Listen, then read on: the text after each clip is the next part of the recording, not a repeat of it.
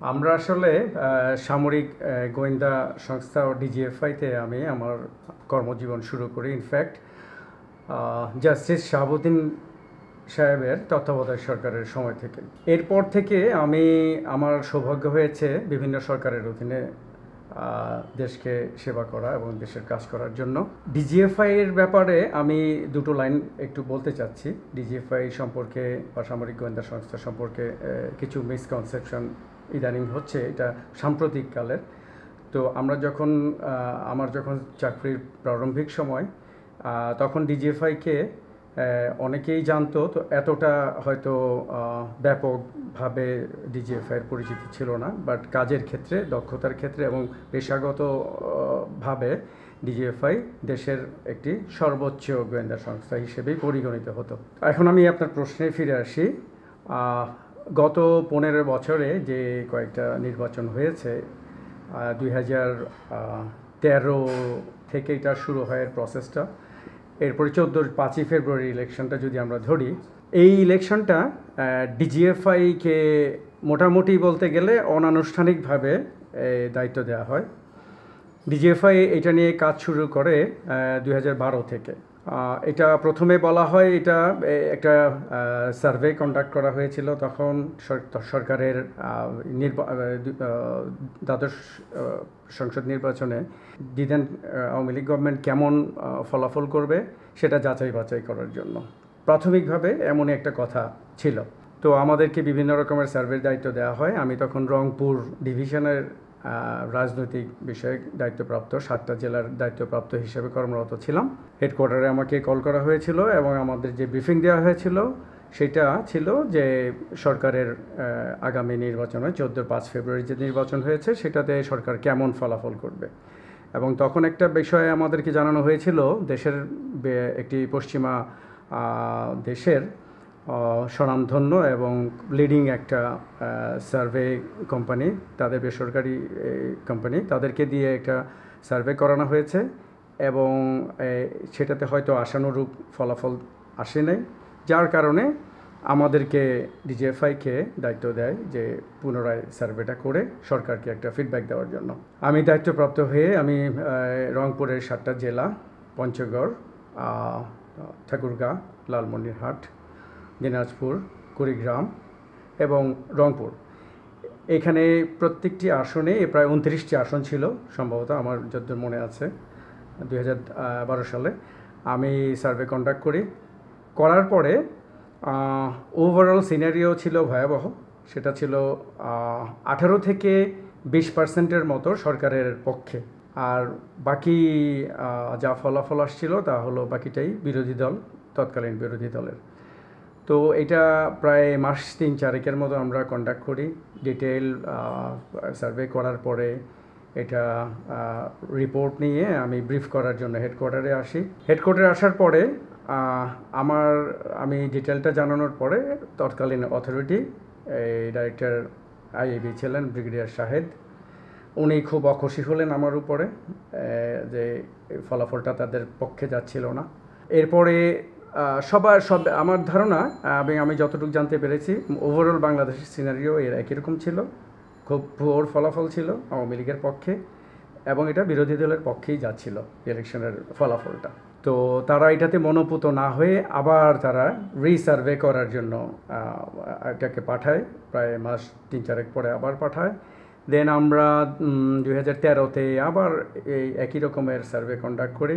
এতে হয়তো 22-23% মতো ফলাফল আবার আসলো। আমরা যেটা দেখলাম হয়তো 1-2% কিছু বেড়েছিল। তো সেটা নিয়েও পরবর্তীতে আসলাম, যেটা তারা তো সাংঘাতিক মনক্ষুণ্ণ আমার উপরে। আমাকে স্ট্রেট বলা হলো যে এটা যেভাবেই হোক সরকারের পক্ষে যেতে হবে, ইলেকশন সরকারের পক্ষে এখন যাতে নির্বাচনের ফলাফলটা আসে এরকম ব্যবস্থা করার জন্য। আমি তখন ডাইরেক্টরকে বললাম যে এটা যদি করা হয় এইভাবে, তাহলে তৎকালীন আওয়ামী লীগ সরকার, আওয়ামী লীগ অ্যাজ এ দলীয় আওয়ামী লীগের কবর রচনা করা হবে। তখন আমাদেরকে একটা গাইডলাইন দেওয়া হলো যে কোনো উপায়ই হোক নির্বাচনের ফলাফল যাতে সরকারের পক্ষে আসে, দ্যাট মিনস আওয়ামী লীগের পক্ষে আসে। এর জন্য বেশ কিছু পদক্ষেপ গ্রহণ করা হয়েছিল। সেটার মধ্যে একটা হচ্ছে তৎকালে রংপুর ডিভিশনে বিরোধী দলের যে প্রার্থীরা ছিল, যারা নিশ্চিতভাবে জয়ী হতে পারে এমন প্রার্থীদেরকে যে কোনো মূল্যেই হোক, আর্থিক প্রলোভন, ভয়ভীতি প্রদর্শন, ব্যবসায়িক ভয়ভীতি ইত্যাদির মাধ্যমে তাদেরকে যেন আমরা আওয়ামী লীগে দলে বা আওয়ামী লীগের নির্বাচনের দলে নিয়ে আসতে পারি। তো সেটা আমরা চেষ্টা করেছিলাম, সেটা ডিজিএফআই চেষ্টা করেছে। তো দুর্ভাগ্যজনকভাবে এমন প্রার্থীতা যারা ছিলেন এরাই মোস্টলি মেজরিটি ছিল, তো কেউ এই প্রসেসে আসতে চাচ্ছিল না, এক্সেপ্ট 2 থেকে 3 জন, আমি নাম বলবো না। তো ওনারা কেউ এই প্রসেসে অ্যাড হতে চাচ্ছিল না। এরপরে আপনারা অনেকেই জানেন বিএনএফ, যেটা একটা পলিটিক্যাল পার্টি ফর্ম করা হয়, বিএনএফ, জয়নাল আবেদিন সাহেব, উনি এক্স বিএনপির একদম অখ্যাত একজন নেতা ছিলেন, ওনাকে দিয়ে বিএনএফ করা হয়। পরবর্তীতে ব্যারিস্টার নাজমুল হুদা সাহেবকে এখানে ইনকর্পোরেট করা হয়, এটা দায়িত্ব দেওয়া হয়। তো এইখানে ওই প্রার্থীদেরকে নিয়ে বিএনএফের আমব্রেলাতে নিয়ে এসে বিএনএফের অফিস করে, বিভিন্ন ডিস্ট্রিক্টে বিএনএফের অফিস করে, ওইখানে কর্মী বাহিনী জোগাড় করে, এই ধরনের একটা এইটা হলো 2011-12 সালের কথা। এই সময় থেকে এই প্রসেসটা শুরু হয়।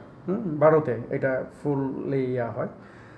তো এইটাতেও খুব একটা হালে পানি পাচ্ছিল না, কারণ আওয়ামী লীগের জনপ্রিয়তা ওই সময়, আর বিশেষ করে রংপুর ওই ডিভিশনে, রংপুরে জাতীয় পার্টি স্ট্রং এবং অন্যান্য জায়গায় তৎকালীন বিএনপি প্রচণ্ড শক্ত, বিএনপির ভিত অত্যন্ত শক্তিশালী ছিল।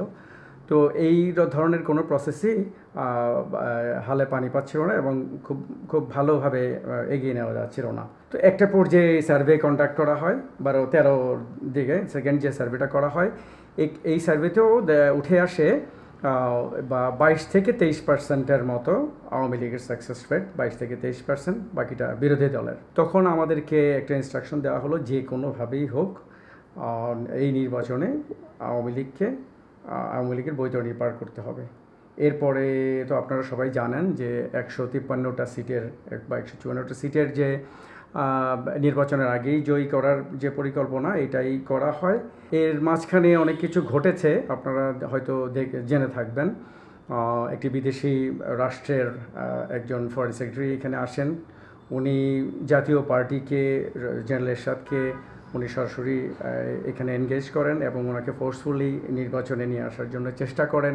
এটা শেষের দিকে আর কি, নির্বাচনের ইমিডিয়েট আগে। যখন এই প্রসেসটাও ফেল করে, এর সাথে তখন নির্বাচনে আসতে চাননি ডিজিএফআইয়ের তৎকালীন ডিজি আকবর, জেনারেল আকবর, সে এবং র্যাবের মাধ্যমে তাকে, আপনারা এটা দেখেছেন তো, এটা মিডিয়াতে আসছে, ওনাকে অ্যারেস্ট করে একটা গোপন স্থানে রাখা হয়। তারপরে আরেকটা প্রসেস হয়, রংপুরে মশিউর রহমান রাঙাকে দিয়ে, রংপুর ডিজিএফআই মশিউর রহমান রাঙাকে দিয়ে বেগম রওশন এরশাদকে পিক করে, ওনাকে দিয়ে জাতীয় পার্টির একটা ফ্যাকশনাল জাতীয় পার্টিকে নির্বাচনে নিয়ে আসে।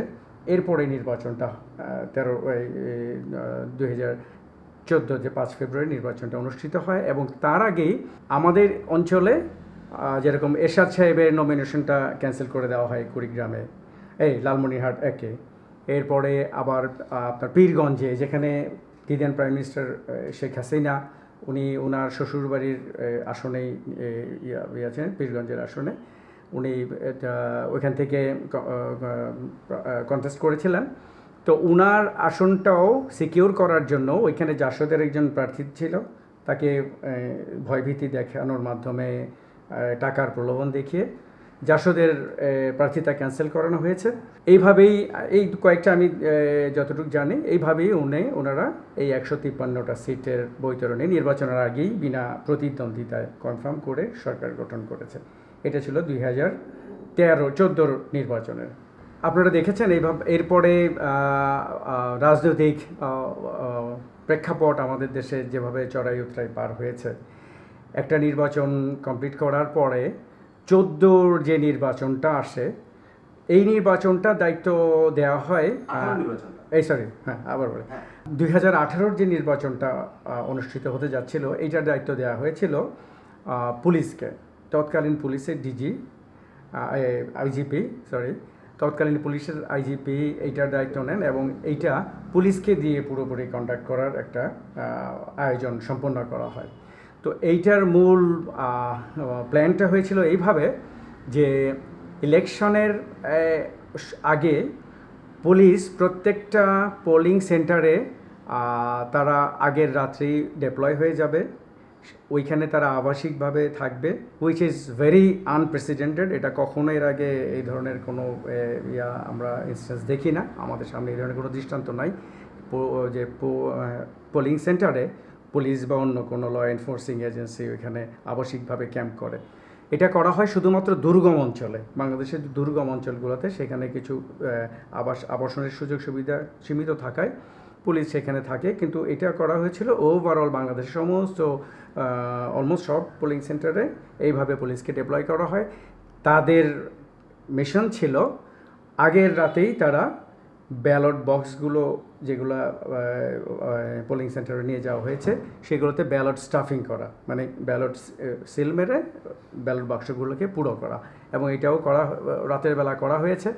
পরবর্তীতে ইলেকশনের দিন যেটা করার ইনস্ট্রাকশন ছিল, যেটা ভোটার টার্নিং কম দেখানো, যাতে ভোট কেন্দ্রে ভোটাররা যেতে বাধাগ্রস্ত হয়, যে কোনোভাবে এক এক জায়গায় বিভিন্নভাবে বিভিন্ন উপায়ে ভোটারদেরকে ভোট কেন্দ্রের বাইরে রাখা যতটা লম্বা সময়। এবং এটা হয়েছে, আমি নিজেও প্রত্যক্ষ করেছি। আমি আমার ভোট দিতে গিয়েছিলাম, আমি ক্যান্টনমেন্টের ভোটার। আমি ক্যান্টনমেন্টের যে মুসলিম মডার্ন একাডেমি স্কুল আছে সেখানে সকাল থেকে আমি দেখেছি প্রায় 700-800 মানুষের দীর্ঘ সারি। এখানে অনেক আমাদের সিনিয়র অফিসারদেরকেও দেখেছি ঘন্টার পর ঘন্টা লাইনে দাঁড়িয়ে থাকতে, তারা কেউই ভেতরে ঢুকতে পারতেছিল না। তো আমার মিসেসকে আমি আদমজি কলেজে ভোট কেন্দ্রে নিয়ে গেলাম, যে সে ভোট, তারও অবস্ট্রাকল, তাকে ভোট দিতে দেবে না। এক পর্যায়ে জোরপূর্বক আমরা ভোটের কাগজপত্র নিয়ে ভোট দিয়ে উনি ফিরে আসলো। 1 ঘন্টা পরে এসে দেখি যে যেই ভোটার লাইন সেইখানেই সবাই যে জায়গায় দাঁড়িয়েছিলেন সব ওইভাবেই দাঁড়িয়ে আছে। আমি তখন জোর করে একরকম আমি ভোট কেন্দ্রে ঢুকলাম, পুলিশকে আমার পরিচয় দিয়ে, সরকারি পরিচয় দিয়ে ঢুকলাম ভোট দেওয়ার জন্য। তারপরেও তারা বিভিন্ন রকমের অবস্ট্রাকল করতেছিল, আমি একরকম জোর করেই ঢুকে গেলাম। ভিতরে যে আমি যেটা দেখলাম ইস ভয়ানক একটা সেখানে প্রায় 12-14টা পোলিং বুথ, নিচতলায় উপরতলায়, প্রত্যেকটা বুথই ফাঁকা। সেখানে পোলিং অফিসার আছে, তারপরে ভোটার এজেন্ট আছে, সবাই তারা হাসি ঠাট্টা মশকরায় ব্যস্ত। বাইরে হাজার হাজার ভোটার্স লাইন দিয়ে আছে, কিন্তু ভিতরে ভোট দেওয়ার মতো কেউ নাই। তখন দেখলাম এই বক্সগুলো অলমোস্ট প্যাকড আপ। আমি আমারটা ভোট দিলাম, দিয়ে এসে আমি বাইরে বের হয়ে তখন আমি অনেকের সাথে ডিসকাস করলাম যে প্ল্যানগুলো এইভাবে হয়েছে, এখানে দাঁড়িয়ে থেকে কোনো লাভ নেই। তো এইভাবেই একটা ইলেকশন হলো 18 ইলেকশনটা এইভাবেই পার হলো। এবং আপনারা জানেন যে ভোটের রেজাল্ট পুরোটাই, কারণ অন্য কোনো দল এখানে ছিল না, বিএনপিকে রাখা হয়েছিল, বিএনপি হয়তো উইথড্র করে নিয়েছিল, অন্যান্য পার্টিও তেমন একটা পার্টিসিপেট করে নেই। তারপরে সরকার এই নির্বাচনটা এইভাবেই পার করেছিল। গোয়েন্দা সংস্থা রাষ্ট্রের একটি অত্যন্ত গুরুত্বপূর্ণ অর্গান, প্রত্যেকটা গোয়েন্দা সংস্থা, এবং প্রত্যেকেরই ডিফারেন্ট কাজের ধরন আলাদা। তো ডিজিএফআই প্রতিরক্ষা গোয়েন্দা সংস্থা, এটা নামের সাথেই এটার আপনারা বুঝতে পারছেন কার্যপরিধি, এটা ডিফেন্সের ভিতরেই থাকার কথা। ডিজিএফআই মূলত ডিফেন্সকে নিয়েই ডিল করে, এবং ডিফেন্সের নিরাপত্তাটাকেই আমরা ডিজিএফআই দেখে, which is army, navy, air force. এর বাইরে যেহেতু নিরাপত্তা ইস্যু এটার সাথে রিলেটেড, ওভারঅল রাষ্ট্রের যে নিরাপত্তা, এটাই ডিজিএফআইয়ের দেখার কথা, ডিজিএফআইটাই দেখে। এবং ডিজিএফআইকে তৈরি করা হয়েছে এই কারণে। আর নিরাপত্তা সংস্থাগুলোকে বলা হয় আইজ অ্যান্ড ইয়ার্স অফ স্টেট। এখন আমরা যদি এই এতদিন গোয়েন্দা সংস্থাগুলোর কার্যক্রমকে আমরা মূল্যায়ন করতে চাই, তাহলে এখানে আমরা অ্যাজ এ সংস্থা আমি এইটাকে রাষ্ট্রীয় গোয়েন্দা সংস্থাগুলোকে আমি কখনোই ব্লেম করতে পারি না। কেননা সরকারগুলো তারা যেভাবে চায় গোয়েন্দা সংস্থাগুলো ঠিক সেভাবেই অ্যাক্ট করে। আর গোয়েন্দা সংস্থাগুলো আরও অবনতির, আমাদের কার্যক্রমের অবনতির আরও কারণ হচ্ছে এখানে নন প্রফেশনাল লোকজনদেরকে পোস্টিংয়ে নিয়ে আসা। এটা প্রফেশনালিজম নষ্ট হওয়ার আরেকটা ইম্পর্টেন্ট কারণ হচ্ছে রাজনৈতিক সরকারগুলো সবসময় তারা নিজেদের পারপাসে গোয়েন্দা সংস্থাগুলোকে ব্যবহার করতে চায়, যে কারণে সবসময় দেখা গেছে, বিশেষ করে গত 15 বছর যেটা দেখা গেছে, রাজনৈতিক সংশ্লিষ্ট যে ব্যক্তিবর্গ আছে, সরকারি কর্মকর্তা বা মিলিটারি অফিসার যারা আছে, তাদেরকে এইখানে পদায়ন করা, এখানে অ্যাপয়েন্ট করা। ফলশ্রুতিতে যেটা হয়, এই একজন অফিসার যখন একটা সংস্থায় রাজনৈতিক ছত্রছায়ায় নিয়োগ পায়, তখন ডেফিনেটলি তার মূল ফোকাসটা থাকে রাজনৈতিক নেতৃবৃন্দ তাকে কি বলছে, ওনাদের কাছ থেকে যেটা আদিষ্ট হচ্ছেন সেভাবেই অ্যাক্ট করা বা সেই ধরনের কার্যক্রম পরিচালনা করা। গত 15 বছর এটা খুব ভয়ানকভাবে দেখা গেছে। আপনারা জানেন যে গত 15 বছরে প্রত্যেকটা ইনস্টিটিউশনকে ভেঙে ফেলা হয়েছে। এটা প্ল্যান ওয়াইজ করা হয়েছে আমার ধারণা। কোনো না কোনোভাবে কোনো ইনফ্লুয়েন্সে এটা হয়েছে রাষ্ট্রটাকে অকার্য করার জন্য। যেহেতু গোয়েন্দা সংস্থাগুলো রাষ্ট্রেরই একটা অঙ্গ, এ কারণে গোয়েন্দা সংস্থাগুলো এর বাইরে যায় নাই।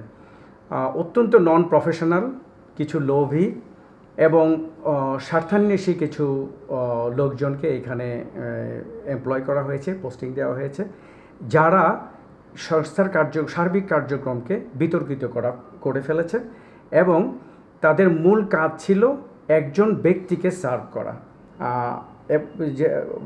সেটা হচ্ছে রাষ্ট্রের প্রধানমন্ত্রী, তিনি যেভাবে বলবেন, তিনি যা চাইবেন সেটাকেই প্রাধান্য দেওয়া হতো।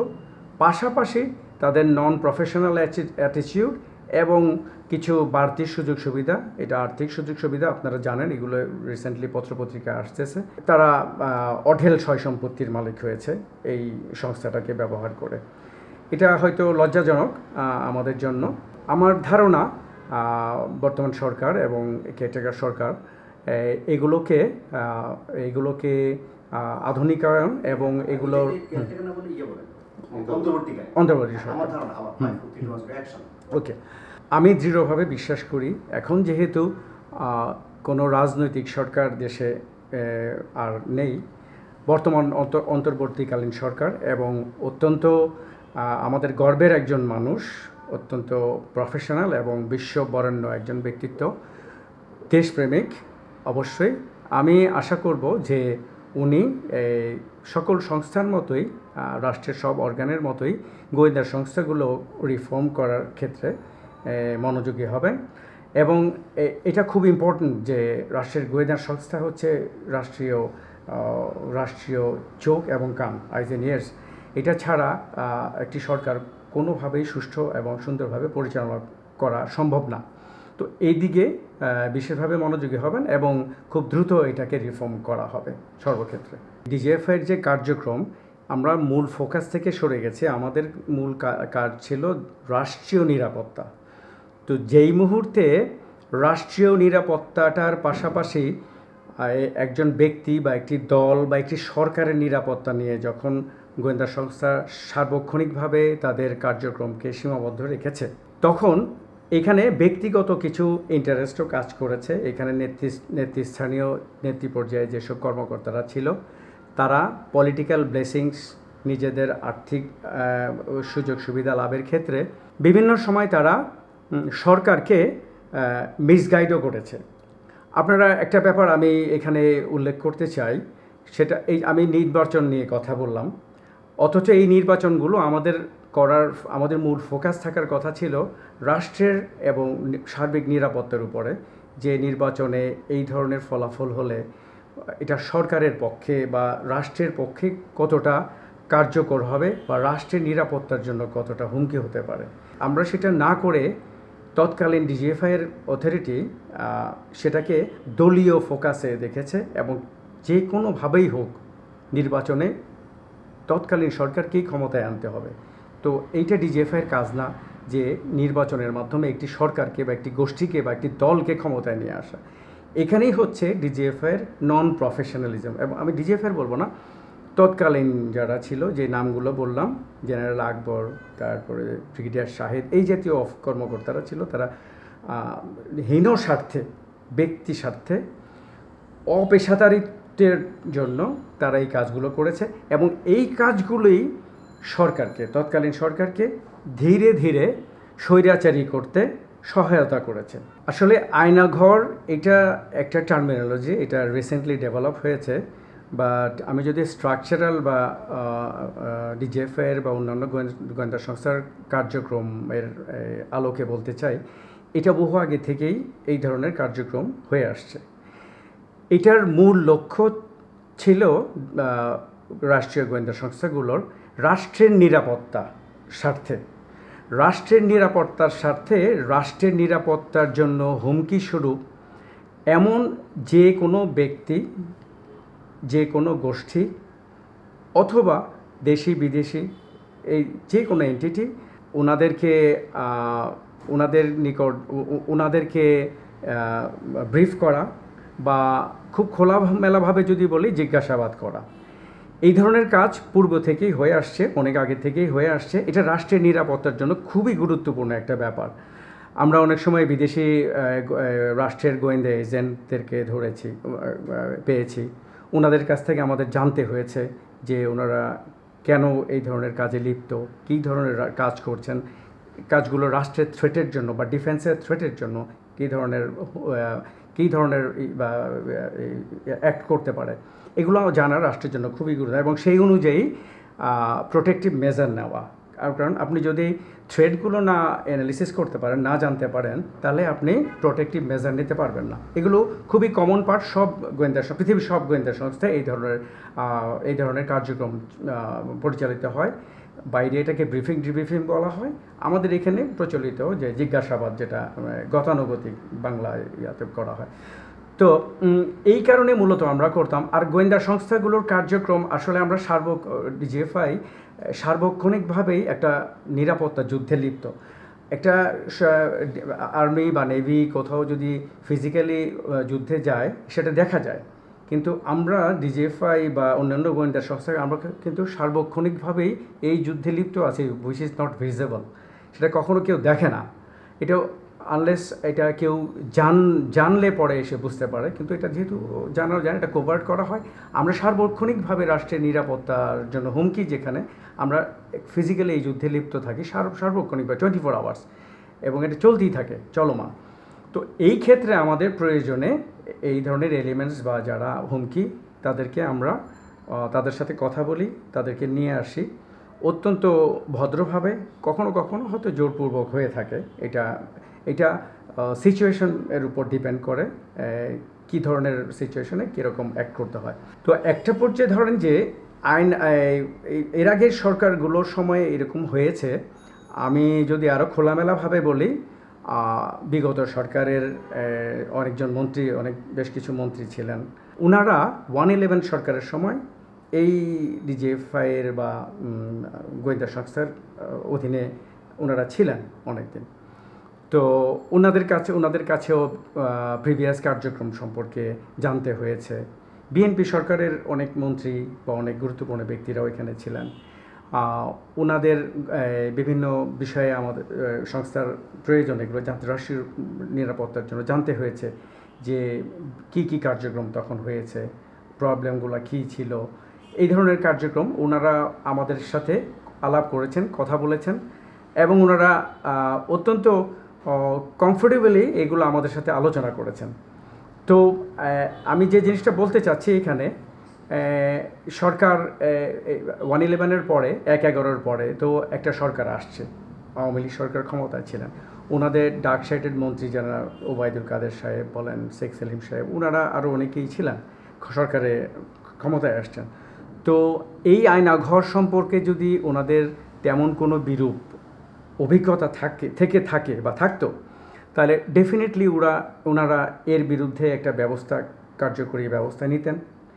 অথবা যদি কোনো স্পেসিফিক কর্মকর্তার বিরুদ্ধে ওনাদের ন্যূনতম অভিযোগ থাকতো, তাহলে ওনারা পদক্ষেপ নিতে পারতেন। তাহলে ওনারা এই ধরনের কোনো কার্যক্রম গ্রহণ করেন নাই, দ্যাট মিন্স এই আয়নাঘর সম্পর্কে তেমন কোনো বিরূপ ধারণা নিয়ে ওনারা আয়নাঘর থেকে যান নাই, এই ডিজিএফআই থেকে যান নাই বা অন্যান্য গোয়েন্দা সংস্থা থেকে যান নাই।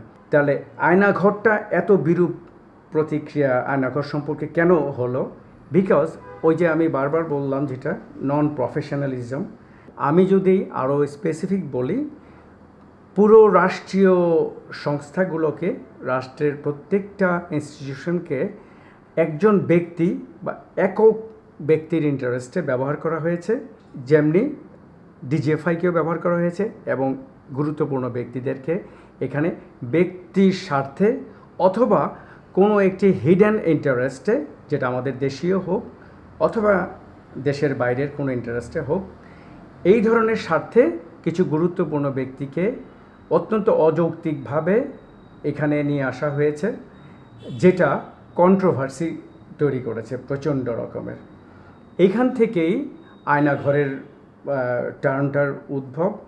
বাট ফিজিক্যালি আয়নাঘর বা এই গোয়েন্দা সংস্থার জিজ্ঞাসাবাদের কার্যক্রম আগেও ছিল, যেহেতু উনি বারংবার করে এবং এটার মাত্রাটা এতটাই ব্যাপক ছিল, এটাকে একটা বিতর্কিত করে তোলা হয়েছে এবং এটা পরবর্তীতে এটা আয়নাঘর হিসেবে এটার টার্মটা সবার মনে ছড়িয়ে যায় এবং সর্বত্র এটা আমরা এটার ব্যাপ্তিটা পেয়েছি আর কি। এই সংস্থাগুলোর পেশাদারিত্বকে একেবারেই ভেঙে ফেলা হয়েছে, যার ফলে রাষ্ট্রটাকে দলীয় এবং একজন ব্যক্তির পদতলে নিয়ে আনা হয়েছিল এই গত 15 বছরে। এটা আমার ধারণা আর কি, আমার পেশাগত অভিজ্ঞতা থেকে বলছি। দ্যাটস ওয়াই রাজনৈতিক কারণে, রাজনৈতিক স্বার্থ হাসিলের জন্য বিভিন্ন কার্যক্রম করতে হয়েছিল তখন। এর একটা হচ্ছে কিছু কোভার্ট কার্যক্রম, ওভার্ট কার্যক্রম হয়েছে। কোভার্ট কার্যক্রমের অংশ ছিল তৎকালীন সরকারের বা দলীয় স্বার্থের থ্রেট, হুমকি স্বরূপ যারা সরকার মনে করেন, তাদেরকে রাজনৈতিক দৃশ্যপট থেকে একেবারে সরিয়ে দেওয়া। এটা রাজনৈতিকভাবে করা যেত। বিভিন্ন সময়ে আমি এটা বলেছিলাম যে এই কাজগুলো রাজনৈতিকভাবে বা বিরোধী দলকে রাজনৈতিক কার্যক্রমের মাধ্যমেই বিরোধী দলের কার্যক্রমকে সীমিত করা যায়, বিরোধী দলের কোনো কার্যক্রমকে কিছুটা দমিয়ে রাখা যায়। কিন্তু এটা যখনই আপনি খুব শর্ট টাইমে ফোর্সফুলি করতে যাবেন, তখন আপনার এখানে উঠে আসে তাকে রাজনৈতিক দৃশ্যপট থেকে পুরোপুরি সরিয়ে ফেলা। এবং এই কনসেপ্ট থেকেই তৎকালীন প্রশাসন বিভিন্ন ব্যক্তিকে, গুরুত্বপূর্ণ ব্যক্তিকে, যাদেরকেই হুমকি মনে করেছে তাদেরকে উঠিয়ে নিয়ে গেছে, যেটা পরবর্তীতে গুম হিসেবে আমরা জানতে পেরেছি। এটা একাধিকবার ঘটেছে। অনেক গুরুত্বপূর্ণ ব্যক্তি, চৌধুরী আলম, বিএনপি নেতা ইলিয়াস, এরপরে লেফটেন্যান্ট কর্নেল হাসিন, উনি সেনাবাহিনীর কর্মকর্তা ছিলেন, এটা আমরা জানতে পেরেছি এই ধরনের কার্যক্রম ঘটেছে।